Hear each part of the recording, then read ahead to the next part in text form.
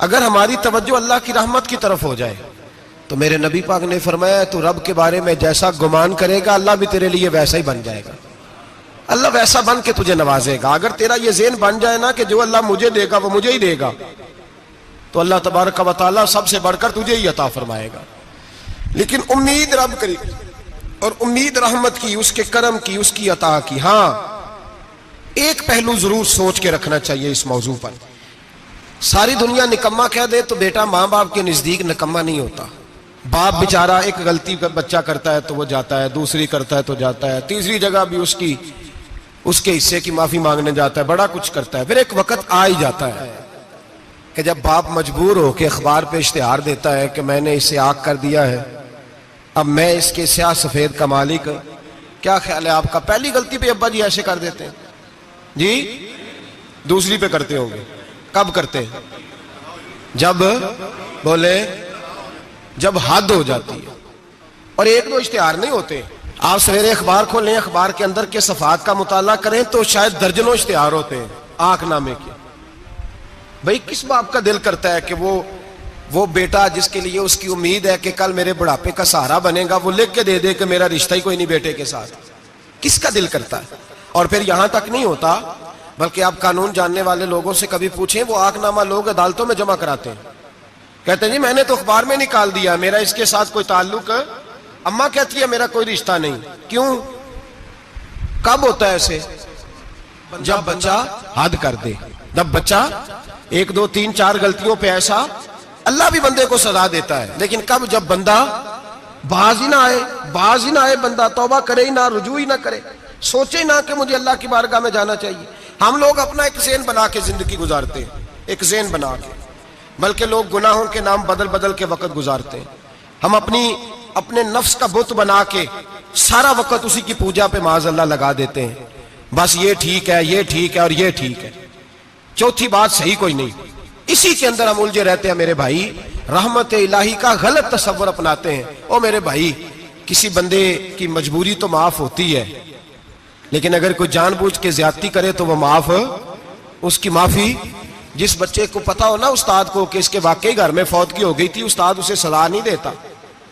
जिसका पता हो कि वाकई ये बीमार था तो उस्ताद उसे क्लास में खड़ा नहीं करता। जिसका पता हो कि ये ज्यादती कर रहा है, जानबूझ के कर रहा है, उस्ताद उसे डंडों से मारता है और ज्यादा मारता है। कहता है तू नालायक है, तू जानबूझ के करता है। मेरे भाई अल्लाह की रहमत है, हर एक पे बरसती है। लेकिन एक बंदा खड़ा ही हो जाए रब के मुकाबले में, वो ना नमाज पढ़े, ना मस्जिद आए, ना कोई काम करे, ना वो दीन की तरफ तवज्जो करे, ना वो कभी अल्लाह से इस्तिगफार करे, ना वो कभी जायज काम की तरफ तवज्जो करे, सारी जिंदगी हराम इकट्ठा करे, नाजायज करे, तो अब तूने हद कर दी।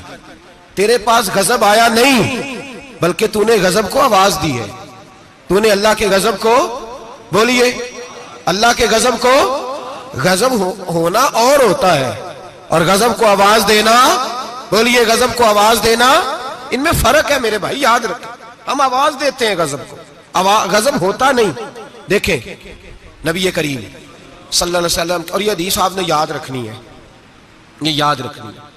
नबी पाक सल्लल्लाहु अलैहि वसल्लम ने ना बहुत कम लोगों को बेवकूफ कहा है। हमारे जमाने में तो आम लफ्ज है ना बेवकूफ कहना। अल्लाह के रसूल सल्लल्लाहु अलैहि वसल्लम ने बहुत कम लोगों को बेवकूफ कहा। मुस्नद इमाम अहमद बिन हंबल की हदीस है, नबी करीम अलैहिस्सलातु वस्सलाम ने फरमाया वो अहमक है, वो बेवकूफ है। नबी पाक फरमा रहे हैं। और मैंने कहा कम लोगों को हुजूर बेवकूफ कहते थे। नबी करीम अलैहिस्सलातु वस्सलाम ने फरमाया वो बंदा बेवकूफ है जो सारा दिन अल्लाह की नाफरमानी करता है और फिर भी रब की रहमत की उम्मीद करता है, तो बेवकूफ है। सुबह से शाम तक लगा हुआ है, मैंने नहीं अल्लाह माननी, मैंने नहीं तेरी माननी, माज अल्लाह मैंने नहीं माननी। शाम होती है तो कहता है अल्लाह बड़ा मेहरबान है, बख्श देगा। तो बेवकूफ है, तू बेवकूफ है। तू बता ना क्या मजबूरी थी नमाज ना पढ़ने की? किसने तुझे गन पॉइंट पे कहा था हराम खाने को? और फला आदमी की तूने गीबत की तो तेरा उसमें क्या फायदा था? ये जो तूने सिर्फ 10 बंदों को हंसाने के लिए झूठा लतीफा सुनाया, इसमें तेरा क्या नफा था?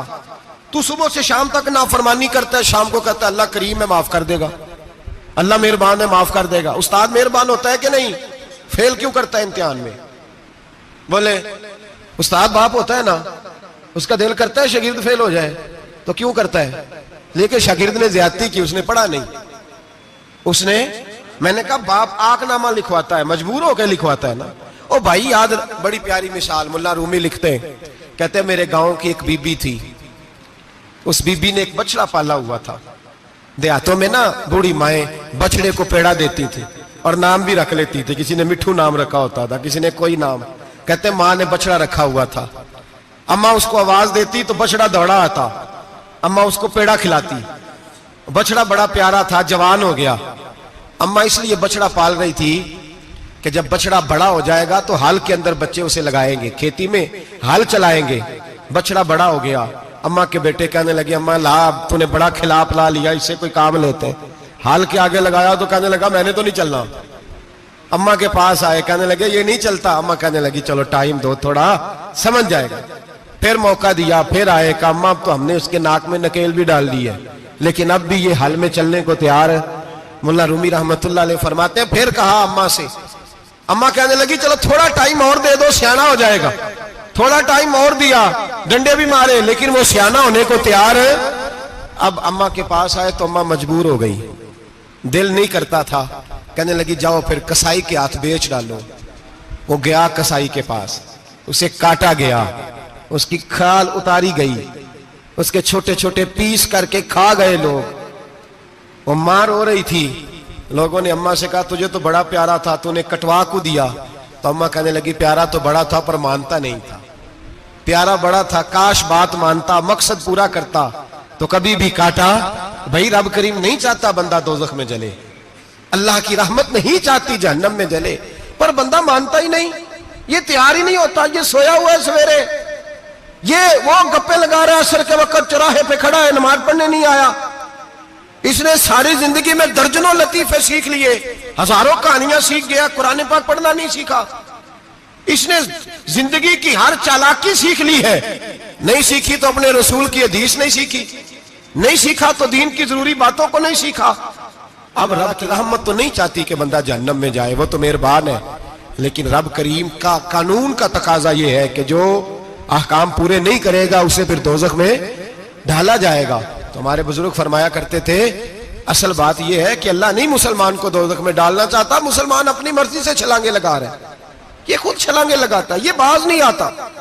आप यकीन करें, बड़ी जिम्मेदारी के साथ, बड़े खुलूस के साथ और बड़ी दयानतदारी से तजर्बे की बात अर्ज करता हूं। हमारे बहुत सारे गुनाह ऐसे हैं जिन गुनाहों का हमारी दुनियादारी को भी कोई फायदा नहीं, कोई फायदा नहीं हमारी दुनिया को भी उस गलती का। मेरी बातों की समझ आ रही है आप दोस्त? कुछ गुनाह ऐसे, एक तो होता है कि दुनिया का कोई फायदा हो, उस गुनाह में हमारी दुनिया का भी कोई फायदा।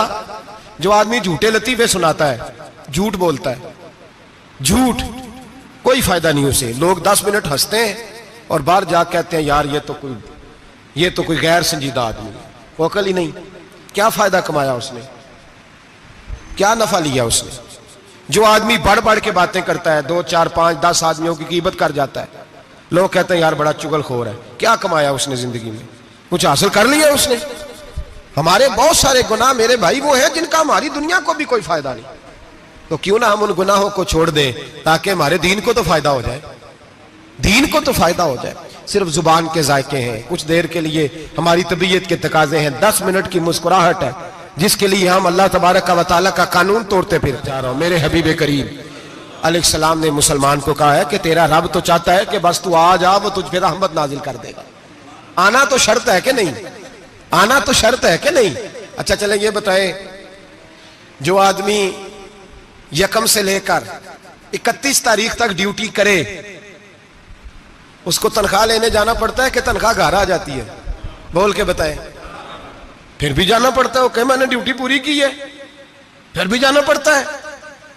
ड्यूटी पूरी करने के बावजूद तुझे तनख्वाह लेने, और हो सकता है कि यह भी कहा जाए अभी आई नहीं कल आना, हो सकता है यह भी कहा जाए परसों आना, यह भी मुमकिन नहीं कि फौरन ओ खुदा के बंदे तू आता ही नहीं खुदा की रहमत लेने, तू उसके घर की तरफ रुजू ही नहीं करता, तू तवज्जो ही नहीं करता, तू कहता अल्लाह मेहरबान है। भाई मेहरबान तो है, तू रहमत लेने आया है, तूने को बहाना बनाया उसकी रहमत का।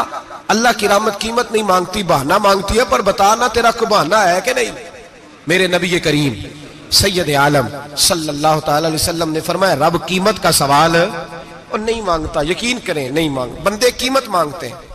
आप 100 दफा मुस्कुरा के बात करें, एक दफा ना करें तो कहते हैं मौलवी साहब अमीर हो गए, अब तो सही सलाम भी नहीं लेते। एक दफा हो सकता है बेचारा पेट में दर्द हो रही हो सकता है घर की को बहुत बड़ी टेंशन हो सकता है कोई मजबूरी हो। बंदे हमा वक्त कीमत मांगते हैं, हमा वक्त आप तंदुरुस्त हैं, हर वक्त आप कीमत अदा करते हैं तो लोग राजी हैं। लेकिन रब कहता तू कोई कीमत ना दे, कोई बहाना ही बना ले, तेरा रब तुझसे राजी हो जाएगा। सुने बड़ी प्यारी हदीस, बड़ी खूबसूरत हदीस, कंजुल माल में दीगर कुतुब हदीस में है। हजरत अबू हुरैरा रदी अल्लाह तआला अन्हु फरमाते एक बाबा जी नबी पाक की बारगाह में आए और जब वो वापस जाने लगे तो मैंने उम्र पूछी तो उम्र थी 96 साल।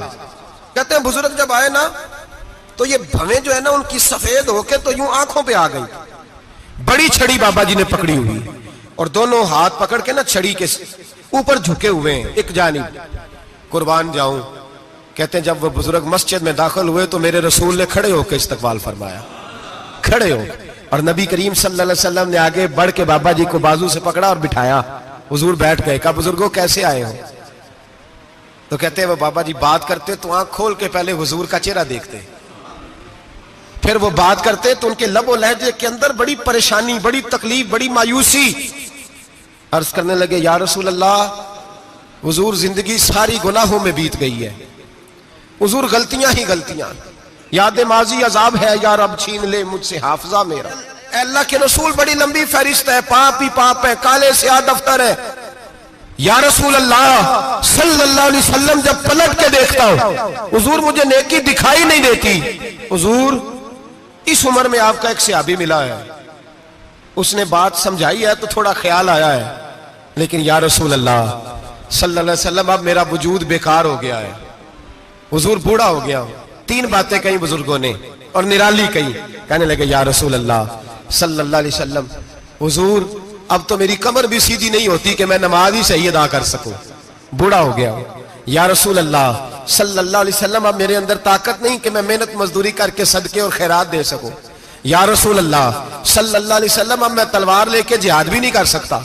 हुजूर ना मैं लंबी नमाजें पढ़ सकता हूं, आका ना मैं सदकातो खैरात दे सकता हूं, महबूबा ना मैं दीन के लिए कोई जिहाद कर सकता हूं। बेकार वजूद है, बेकार वजूद को तो घर वाले बर्दाश्त नहीं करते, बच्चे दुआ करते हैं या अल्लाह अब्बा जी को पर्दा दे दे, अम्मा को पर्दा दे दे, बेकार हो गया हूं और आज आया हूं तो मुझ बेकार को मेरा रब कबूल कर लेगा।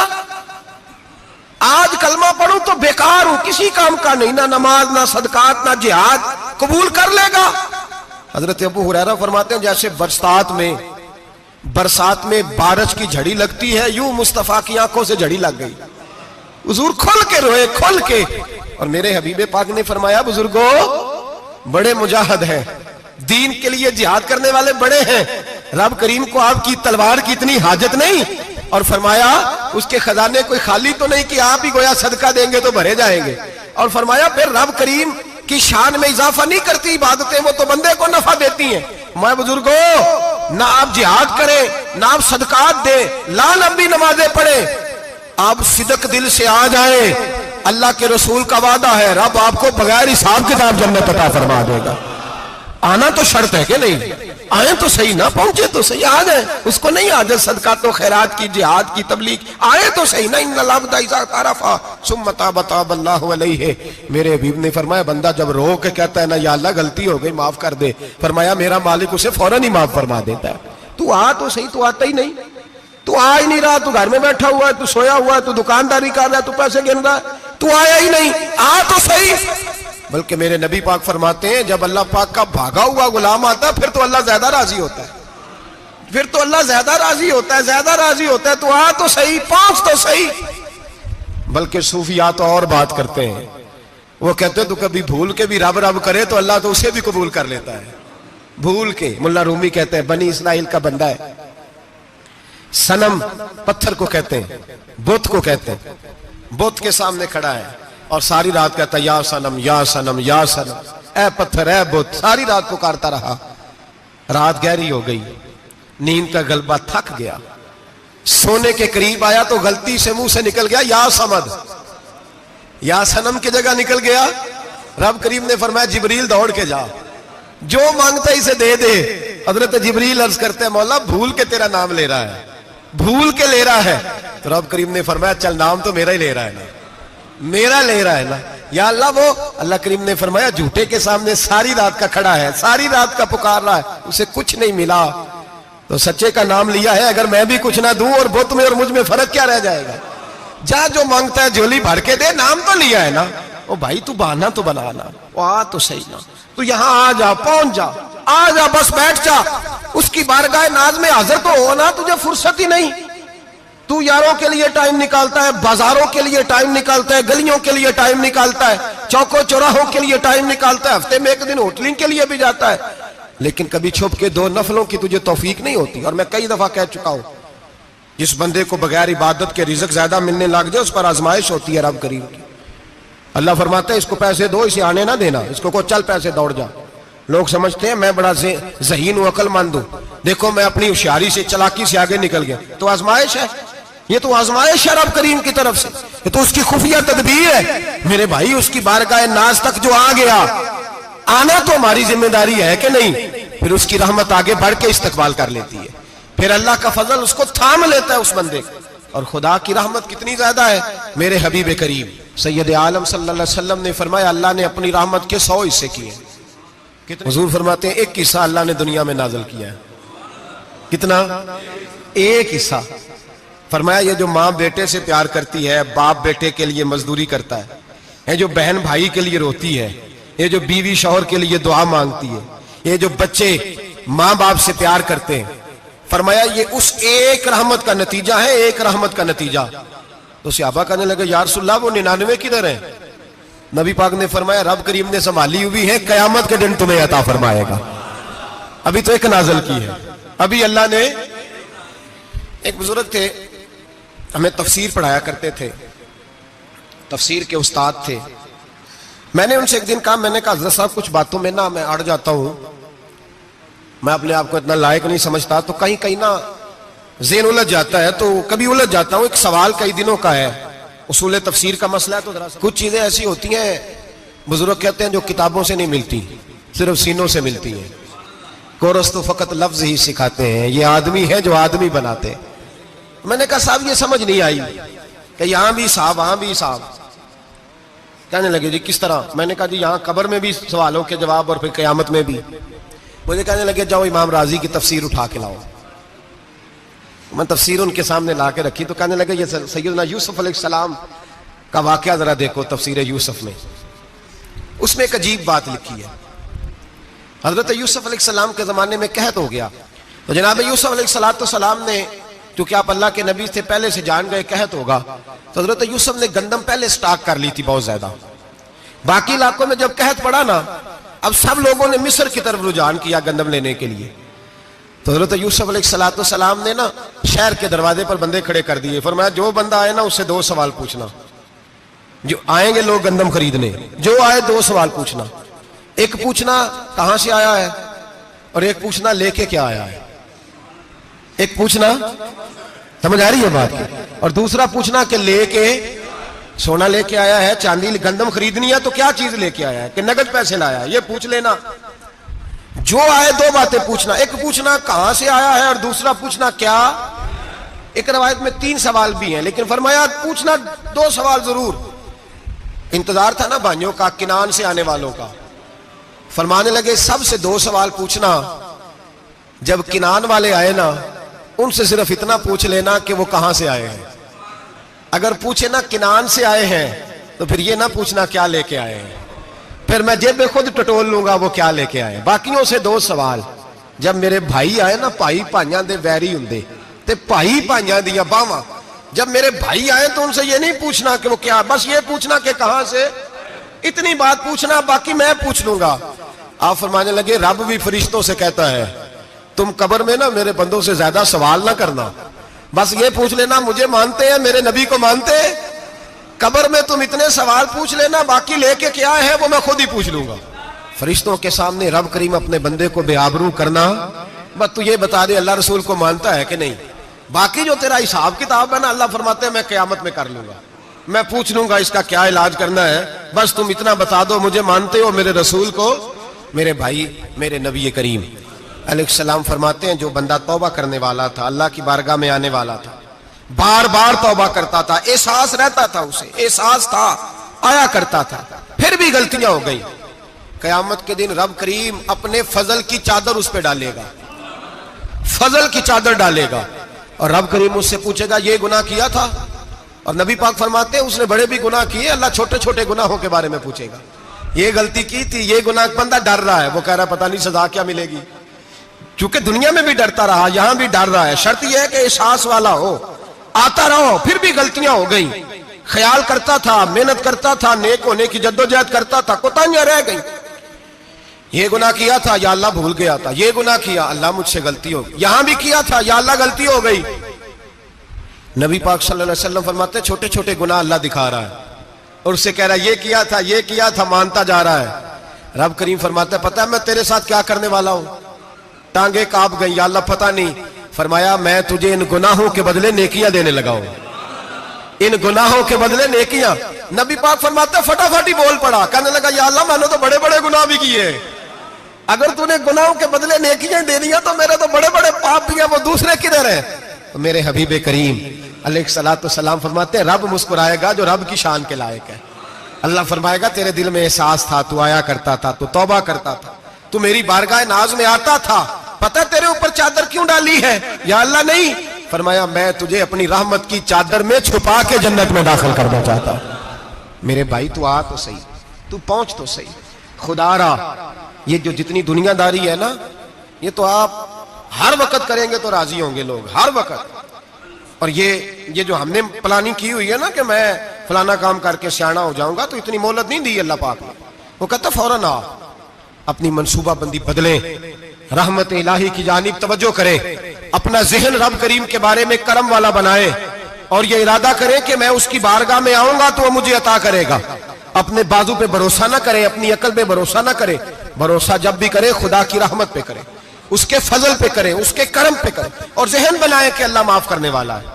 हमारे जिम्मे यह है कि हम अपने गुनाहों का एहसास पैदा करें, हमारी जिम्मेदारी यह है कि हम तौबा सच्ची और खरी करें, हमारी ड्यूटी यह है कि हम अल्लाह की बारगाह में सही मानों में हाजिरी दें। हम तौबा भी झूठी करते हैं, बल्कि अगर मैं कहूं कि मजाक करते हैं। शब बारात आने वाली है ना, किस दिन है? जुमेरात को शब बारात आएगी। कुछ लोग तो खैर वैसे डट जाते हैं, कहते हैं हम नहीं मानते, वो पक्के लगे हुए हैं, वो कहते हैं नहीं इबादत नहीं करनी चाहिए। मैंने कहा यार बस करो, छोड़ दो, अब अल्लाह की इबादत करने के लिए भी तुमसे सनद लेनी पड़ेगी कि मौलवी साहब इजाजत दे, नफल पढ़ लें, इजाजत लेनी पड़ेगी। और बंदे बड़े समझदार हैं, वो कोई सियासी बंदा दूसरी पार्टी का आ जाए तो उसे मुतमिन कर लेते हैं, कुछ बसरा दूसरी जमात का मसला पूछ ले, कहते मौलवी साहब पूछ के दसांगा। ये मोटी सी बात है। शबरात को क्या होता है? इबादत। क्या होता है? बोल के बताए। यही होता है ना, तो इसके लिए सर्टिफिकेट की जरूरत है जी। वल्लज़ीना यबीतूना लिरब्बिहिम सुज्जदन व क़यामा, अल्लाह फरमाते हैं मेरे बंदे सारी रात गुजार देते हैं या कयाम करते हुए या सजदा करते हुए, इसके लिए सर्टिफिकेट की जरूरत है। बड़ी जल्दी मसला पूछने आ जाते हैं लोग। हाँ, एक वो है जो मानते ही नहीं सिरे से, एक वो है जो बड़ा अजीब मानते हैं, वो कहते हैं शबरात है, छोटा गोश्त ही नहीं मिल रहा दुकान से। भाई शबरात गोश्त खाने का दिन है, हलवा खाने का दिन है शब बारात, मौज करने का दिहाड़ा आ गया शब बारात। शबरात आई है, पहले किलो गोश्त आता तब 2 किलो ले लो, ये कौन सा तरीका है शब बारात मनाने का? और फिर शब बारात मनाई जाएगी, मेराज शरीफ से पटाखे चल रहे हैं रोज शाम को, चलते हैं ना? नहीं, मैं क्या, मैनू गलती लगती, तुसी बोले नहीं ना, चलते हैं पटाखे। कौन बेचता है पटाखे? हिंदू, सिख, यहूदी। चलाता कौन है? किसने कहा चलाने को? इसमें कोई किसी फिरके का भी इख्तलाफ नहीं होता। डरना चाहिए अल्लाह पाक से। अल्लाह जहन्नम की आग ठंडी करता है, हम जलाते हैं शबरात को। रब फरमाते हैं ठंडी होगी, हम जला रहे हैं। बच्चे पटाखों के पैसे पड़ोसी से लेके आते हैं कि हमसे लेते हैं? हम मना क्यों नहीं करते? जूते ना पॉलिश करने पर तो थप्पड़ लगते हैं, तो पटाखे वाले बच्चे को नहीं पूछा जा सकता? बाप की जिम्मेदारी है। और मुहद्दिसीन ने मसला लिखा है, अगर बच्चा नाबालिग कोई गलती करता है तो उसका बाप जिम्मेदार है, जवाब दे उसकी जगह पर। इनको समझाएं, शब बारात आएगी, फिर तौबा होगी, हर मस्जिद से रोने की आवाज आएगी, जोर जोर से लोग रोएंगे, तड़पेंगे, इज्तिमात होंगे, बड़े बड़े इज्तिमात होंगे, तौबा करेंगे लोग, करेंगे ना इंशाअल्लाह ताला, आएंगे ना लोग मस्जिदों में, फिर सवेरे झूठ बंद हो जाएगा ना। अगली सुबह मिलावट खत्म, कम तोलना खत्म। ये कैसी तौबा है? वो दुकानदार जो शबरात वाले दिन गलत सूजी फरोख्त कर रहा है, मिलावट वाली चीनी बेच रहा है, ताकि दवाइयों में धोखा देते हैं लोग, दवाइयों में धोखा देते हैं। एक डॉक्टर खुद मुझे कहने लगे, वो मेरे दोस्त है, हल्का फुल्का कोर्स किया हुआ है, कहते मेरे दोस्त है कई सारे लोग, तो एक ऐसा ही हमारे शोबे का आदमी था, तो अपने अब्बा जी को वो ड्रिप लगाने लगा, तो अब्बा जी कहने लगे पुत्र मिन्नू असली ला दे तेरी मेहरबानी, मिन्नू असली ला दे तेरी मेहरबानी, लोखा अली ना ला दे। ये हाल हो गया है। दवा मुझे बताएं वो कौम इखलाकी तौर पे कितनी गिर चुकी है जो दवाइयों में जहर बेचती है, दवाइयों में। और मैं इंशाल्लाह किसी मौके पर तफसील से इस पर गुफ्तगू करूंगा, बड़ी तफसील से। मैंने बहुत सी मालूमात इकट्ठी की हैं कि कितना जुल्म करते हैं ये लोग, लिखने वाले भी, लाने वाले भी, बेचने वाले भी, कितने बड़े मुजरम है। सेहत के साथ खेलते हैं, सेहत बारह लाम दाम बरसरे। मतलब जिस आदमी ने धोखे का माल ला के रखा है शबरात वाले दिन के रात तौबा भी करनी है और सवेरे ये बेचना भी है, वो तौबा करने आया है। जिसने धोखे का माल ला के रखा है कि सवेरे बेचना है और रात तौबा भी करनी है, वो तौबा कर रहा है कि मजाक कर रहा है? तौबा मेरी तौबा, अस्तगफिरुल्लाह, या अल्लाह माफ कर दे, ऊंची ऊंची आवाज में रो रहा है और सवेरे सारे चक्कर वही हैं। ये कैसी तौबा है? तौबा क्या है? मेरे नबी पाक अलैहिस्सलाम के गुलामों ने तौबा की तकसीम की। हजरत हसन बसरी से किसी ने पूछी तौबा क्या है, तो आपने फरमाया तौबा ये है कि जब तू तौबा कर ले तो फिर उस जगह नजर ना आना जहां खड़े होने से रब रसूल नाराज होते। और फरमाया तौबा ये है कि जब तूने तौबा कर ली फिर वहां से गैर हाजिर ना होना जहां हाजिरी का तुझे अल्लाह रसूल हुक्म देते हैं। ये तेरी तौबा है। और अगर तू ऐसा नहीं करता फिर तूने तौबा नहीं की, फिर तूने मजाक किया। मेरे भाई रहमत इलाही आवाज देती है की तरफ रुजू करें, दौड़े और रहमत की उम्मीद रख के आएंगे। समझ ले कि अल्लाह पाक, मैं एक बात अक्सर करता हूं, नबुव्वत का दरवाजा बंद हुआ है। दाता गंज बख्श अली अजमेरी ने कहीं नहीं लिखा था कि मेरे बाद अली बिन उस्मान अजमेरी दूसरा नहीं आ सकता। हजरत मुजद्दद साहब कहीं नहीं लिख के गए कि दूसरा मुजद्दद अल्फसानी पैदा नहीं होगा। हजरत बाउलक नक्शबंद बुखारी ने कहीं नहीं कहा कि मेरे जैसा वली नहीं हो सके। बुजुर्गों ने कभी नहीं कहा। तू जदोजहद तो कर। इकबाल कहते हैं आज भी हो अगर इब्राहिम का ईमां पैदा, आग कर सकती है अंदाजे गुलिस्तां पैदा। तू प्रोग्राम तो बना, आगे की तरफ तो सफर कर। मेरे नबी करीम सैयद आलम सल्लल्लाहु अलैहि वसल्लम ने फरमाया तेरे आ जाने से तेरा रब राजी हो जाता है। जब तू आता है तो तेरा अल्लाह राजी हो जाता है। ये जो हमारी मुश्किलात होती है ना, जिनमें अमुलझे होते हैं, वो जो हमें जादू हो जाता है, तवीज कर देते हैं हमारे करीबी रिश्तेदार, वो तवीज नहीं होते, वो हमारे अमाल की सजा होती है, हमारे अमाल की सजा होती है। हम वो ढूंढते फिरते हैं कि बाबा मिल जाए, फूक मारे सही कर दे, हालांकि वो हमारे अमाल की सजा है। हमें अपनी तरबियत करनी चाहिए हमें। और वैसे भी दम दुरूद तवीज धागा मैं अक्सर कहा करता हूँ, मैं कहता हूँ मैंने किसी किताब में नहीं पढ़ा कि कोई बंदा नबी पाक से यमन से दम कराने आया हो कि मैं हुजूर से दम कराने जा रहा हूँ, मिस्र से आया हो दम कराने, शाम से दम कराने आया हो। मेरे नबी पाक के पास जो भी आया करता था नबी पाक का दीन सीखने आया करता था। दम दुरूद तो एक जिमनी चीज है, जिल्ली चीज है, हो गया तो ठीक है, वरना अल्लाह पाक अगर बीमारी में राजी है तो नबी पाक ने खुद बीमारी को सीने से नहीं लगा के रखा। खुद अल्लाह के महबूब सैयद आलम सल्लल्लाहु अलैहि वसल्लम का विसाल बीमारी के साथ हुआ, तो बीमारी तो मुरीदनी है मेरे नबी पाक की, वो तो कनीज है हुजूर के घर की। आम दाम बरसरे मतलब खरी तौबा, सच्ची तौबा। और किस तरह की तौबा? मेरे नबी करीम अलैहिस्सलातु सलाम ने एक दिन सहाबा से पूछा एक बात तो बताओ, बुखारी मुस्लिम की हदीस है, या रसूल अल्लाह पूछिए। नबी पाक सल्लल्लाहु अलैहि वसल्लम ने फरमाया अगर कोई आदमी सहरा में सफर कर रहा हो, बहुत बड़ा सहरा हो, ऊंट पर उसका सफर हो और उसने ऊंट पर खाने पीने का सामान बांधा हो, पैसे भी रखे हो, पानी भी रखा हो, थक गया सफर करता करता, दरख्त की एक टहनी के साथ ऊंट की नकेल बांधी और दरख्त के नीचे लेट गया आराम करने के लिए। अल्लाह के हबीब फरमाते अचानक उसकी आंख लग गई। जब जागा तो उसने देखा कि ऊंट तो गायब हो गया है। अब ना खाना है, ना पानी है, ना पैसे हैं, और सहरा बड़ा लंबा है, पैदल सफर भी नहीं कर सकता। थोड़ा सा ढूंढा, फिर मौत का इंतजार करने लगा, सोचने लगा मौत आएगी, अब मर जाऊंगा। अल्लाह के महबूब फरमाते हैं थोड़ी देर गुजरी, जब बिल्कुल मायूस हो गया था तो अचानक नजर पड़ी तो ऊंट उसका सामने खड़ा था। नबी पाक से अब्बा से पूछते हैं बताओ, उसकी कुल कायनात उजड़ गई थी, रास जाया हो गई थी, हर शय लुट गई थी, दोबारा उसे मिल गई है, बताओ उसे कितनी खुशी होगी। सहाबा कहने लगे या रसूल अल्लाह, नई जिंदगी मिल गई उस बंदे को, वो सारी दुनिया से ज्यादा राजी है। तो मेरे करीम रसूल सल्लल्लाहु अलैहि वसल्लम ने फरमाया, रब करीम का नाफरमान बंदा जब उसकी बारगाह में आके तौबा करता है तो अल्लाह इससे भी ज्यादा राजी हो जाता है। नाफरमान जब आके कहता है या अल्लाह माफ कर दे, आइंदा नहीं करता, मैं, अल्लाह तो राजी हो जाता है। और हबीब पाक अलैहिस्सलाम फरमाते हैं वो इतना करीम है, जब बंदा अपने रब से सुलह कर लेता है, तौबा कर लेता है, तो अल्लाह जमीन को कहता तू भूल जा, मेरे बंदे ने गुनाह किया ही नहीं। आसमान से कहता तू भूल जा, मेरे बंदे ने गुनाह किया ही नहीं। फिर रब करीम फरिश्तों से फरमाता है कि मिटा दो जो तुमने लिखा था, मैंने अपने बंदे के साथ सुलह कर लिया। शबे बारात को आएंगे मस्जिद में इंशाल्लाह। कितने बजे? हाँ नहीं, जो सोचिए ही नहीं है इस पासे थे। असर के वक्त मस्जिद आए शब रात। कितने बजे जी? असर के वक्त आए, गुस्ल करें, मस्जिद आए, असर के बाद दुरूद शरीफ पढ़े और मगरिब से लेकर फजर तक इबादत करें। मगरिब में शाम शुरू हो जाती है। एक रात जाग के देखें, जागना पड़ता है। मरीज हो जाए तब भी जागना पड़ता है, दुख लग जाए तब भी वो जगा लेता है। बड़े बड़े जागते हैं, बड़े बड़े जाग लेते हैं, वो जगा लेता है। तंदुरुस्ती भी, सेहत भी, दौलत भी, एसी भी, पलंग भी बड़ा अच्छा, लेकिन अगर वो नींद ना देना चाहे तो बंदा सारी रात ही तड़प के जागता है, तड़प के। और भूखा इतना, रोटी का भूखा इतना परेशान नहीं होता जितना नींद का भूखा परेशान होता है। उलझ जाता है इंसान, वो जगा लेता है। कबल इसके कि वो खुद जगाए, खुद ब खुद जाग जाए।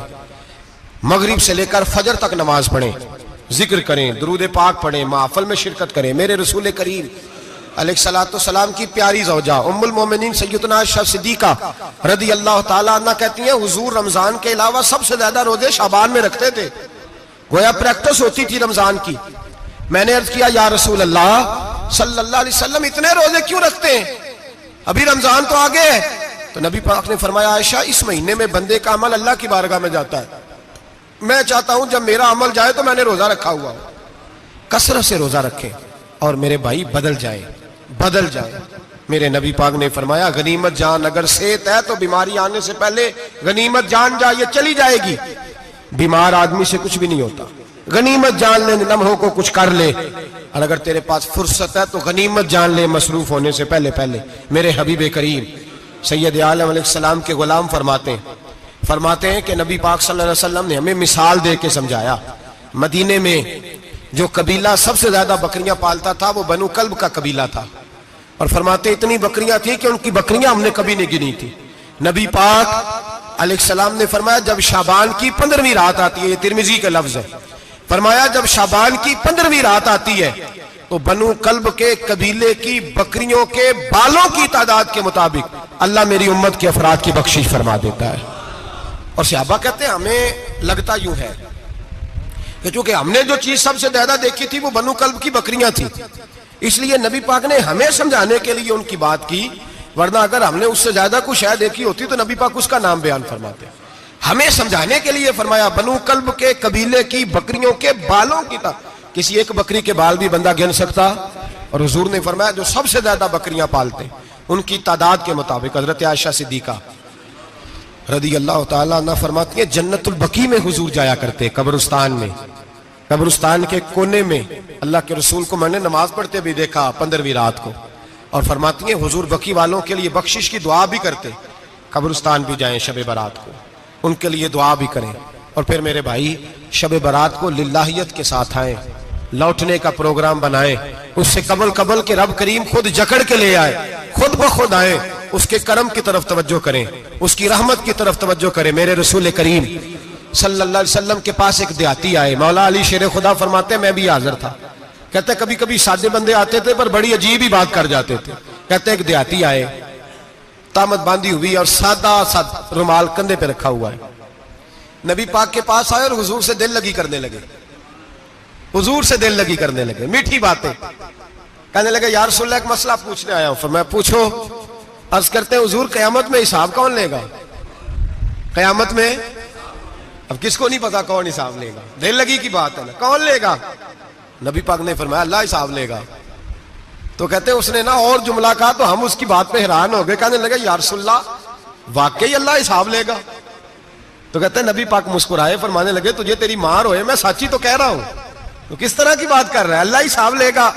हजरत अली फरमाते उसने रुमाल उठाया कंधे पे रखा, कहने लगे या रसूल अल्लाह, अगर रब हिसाब लेगा तो फिर उसने माफ ही कर देना है। ये कह के वो चला गया, ये लफ्ज कह के वो चला गया। तो हजरत मौला अली कहते मैंने हुजूर का चेहरा देखा तो गुलाब से भी ज्यादा खिला हुआ था, मैंने नबी पाक का चेहरा देखा तो चांद से भी ज्यादा रोशन था।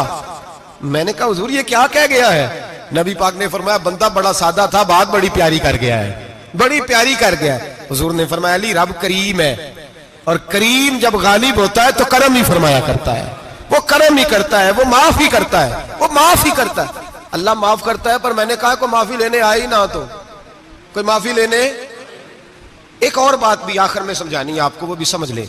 हम जब किसी रिश्तेदार को राजी करने जाते हैं ना, नाराज हो, तो हमें पता चल जाता है कि ये वक्त टपाने आया या राजी हो गया। दो किस्म के लोग होते हैं, कहते हैं चलो बरादरी आ गई, मैं चलता हूं, पर किस तरह, टाइम पे टाइम आऊंगा, 200 दे के घर आ जाऊंगा। और जो राजी हो जाते हैं ना, वो 2 दिन पहले आते हैं, देगों का भी ख्याल करते हैं, मुलाकात करते हैं, वो कपड़े भी नहीं बदलते। फर्क होता है राजी होने में। बात की समझ आ रही है आप? हम तौबा करने आते हैं अल्लाह की बारगाह में, क्या हमें पता नहीं चलता कि हमने तौबा किया, रब राजी हुआ है कि नहीं हुआ? हमारा ईमानी रिश्ता तो है ना अपने रब से, रूह का ताल्लुक तो है ना, तो हमें अंदाजा होता है कि अल्लाह राजी हो गया कि नहीं। अंदाजा तो होना चाहिए ना हमें। ये बात कहने की नहीं, ये बात महसूस करने की है, इसको महसूस करें। हम जब अल्लाह की बारगाह में आए तो फिर हमें अंदाजा होना चाहिए कि मैंने मना लिया है कि नहीं मना सका, मैं उसको राजी करके उठ रहा हूं कि नहीं उठ रहा। अगर बगैर राजी किए उठे हो तो फिर फॉर्मेलिटी करने आए थे, फिर राजी करने नहीं आए थे। हजरत फुज़ैल इब्ने अय्याज़ रहमतुल्लाह ताला अलैह फरमाते एक दिन मैंने सर सजदे में रखा और मैंने कहा खुदाबंदा आज मुझे पता चलेगा कि तू मुझसे राजी है कि नाराज है, तो फिर ही मैं उठूंगा, फिर ही उठूंगा। आप फरमाते हैं मुझे चारों कोनों से आवाज आने लगी कि तेरा रब राजी हो गया है। और फरमाते जिस जगह मैं सजदा कर रहा था वो जमीन भी बोलने लगी कि बस कर दे, अर्श का मालिक तुझसे राजी हो गया है। लेकिन शर्त यह है, हजरत हबीब अजमी रहमतुल्लाह अलैह फरमाते हैं मैं सूद का कारोबार करता था तौबा करने से पहले। कई दफा मैंने तौबा की थी, लेकिन मेरी उस तौबा के अंदर सदाकत नहीं होती थी। मेरा दिल भी गवाही देता था कि ये ना बहुत सारे बंदे कहते हैं आइंदा नहीं करता, वक़्त टपाते हैं। जिस तरह बंदों को धोखा देते हैं, इस तरह माज़ अल्लाह तौबा भी इसी तरह की करते हैं, लेकिन बाद में दोबारा उसी डगर पे चल निकलते हैं जिसपे पहले होते हैं। आप फरमाते हैं मैं कई दफा तौबा करता था तो तोड़ देता था। आज मैंने तौबा की, किस तरह की? सूद का मैं धंधा करता था तो मैं सूद के पैसे लाया, गोश्त पकने को दिया बीवी को, सूद के पैसों का। मेरी बीवी ने हंडिया चढ़ाई, थोड़ी देर गुजरी तो वो सारा गोश्त खून बन गया। मेरी बीवी उठा के लाई, कहने लगी ले जाइए जो तू गरीबों का खून निचोड़ के लाया था ना, ये खून बन गया, खुद भी पी और औलाद को भी पिलाओ। कहते मैंने सच्ची तौबा का फैसला किया। आज पहले मैं सच्ची तौबा का इरादा नहीं कर, आज सच्ची तौबा का फैसला किया और मैं निकला हजरत हसन बसरी के पास गया, उनकी बैत हुआ, तौबा की, उन्होंने मुझे अमाल बताए, खरी तौबा की। कहते जब तौबा के लिए घर से निकला तो छोटे छोटे बच्चे खेल रहे थे। एक बच्चा कहने लगा पीछे हट जाओ, बहुत बड़ा सूदिया है, इसका साया भी पड़ गया तो हमारे अंदर नौसत आ जाएगी, पीछे हट जाओ, सूद का धंधा करता है। कहते मुझे और चोट लगी कि या अल्लाह तेरी छोटी छोटी मखलूक भी ये समझती है। कहते मैं तौबा करने गया तो खरी तौबा करके आया, हज़रत हसन बसरी के पास रो रो के तौबा की। मैं वहां से वापस आया तो बच्चे अभी खेल रहे थे। कहते वो बच्चा जो पहले बोला था कि पीछे हट जाओ बड़ा सूद वाला है, नौसत पड़ जाएगी, वो बच्चा फिर आवाज देके कहने लगा दोस्तों पीछे हट जाओ, रब करीम का वली आ रहा है, अल्लाह का बंदा आ रहा है, कहीं ऐसा ना हो हमारे पैरों से गर्द रुड़े और इस वली के ऊपर पड़े और इसकी तौहीन हो जाए, अल्लाह हमसे नाराज ना हो जाए वली की तौहीन करके, पीछे हट जाओ। आप फरमाते हैं मैंने तड़प के आसमान की तरफ देखा और मैंने कहा या अल्लाह मुझे समझ आ गई है कि खरी तौबा क्या होती है, सच्ची तौबा, असल तौबा क्या होती है। झूठ मूठ की तौबा न करें। शब बारात को आए और बड़ा दयानतदारी का मशवरा देता हूं, दिल को संभाल के आए। अगर झूठ नहीं छोड़ना, फरेब नहीं छोड़ना, हमने मस्जिद की हाजिरी की पाबंदी नहीं करनी तो फिर तौबा के लफ्ज पुकारना धोखा है, फिर ये धोखा है, फिर ये मजाक है, फिर मजाक ना करें। आना है तो खरी तौबा के इरादे से आए, खुल के आए। इंशाअल्लाह हर साल हम भी सारी रात यहाँ बैठते हैं, आपसे भी गुजारिश करेंगे कि छुट्टी ना करें, वक्त पे आए, मगरिब में आए, नवाफिल अदा करें, इशा के बाद नवाफिल पढ़ें। महफिल करने का मकसद ये होता है कि तिलावत से दिल नरम होता है, नात से दिल नरम होता है, तकरीर से इंसान की सोच बदलती है, तौबा की तरफ जाती है। ये सारे काम करके जब बंदा इस्तिगफार करता है, तौबा करता है, तो उसके लिए आसान हो जाता है, ज़हन बन जाता है। इसलिए वाज भी होगा, जिक्र भी होगा, दुआ भी होगी। वक्त को जाया न करें, रमजान करीब आने वाला है। बुजुर्ग कहते हैं अगर शब बारात पे सच्ची तौबा कर लोगे तो फिर रमजान में जो नेकियां करोगे वो तुम्हारे पास स्टॉक बन जाएगा, वो तुम्हारे पास खजाना इकट्ठा हो जाएगा। तौबा अभी से कर लो, मामलात अभी से समेट लो, ताकि जब रमजान आए तो फिर नेकियां खजाना बन के जमा हो। हमेशा मिदहते खैर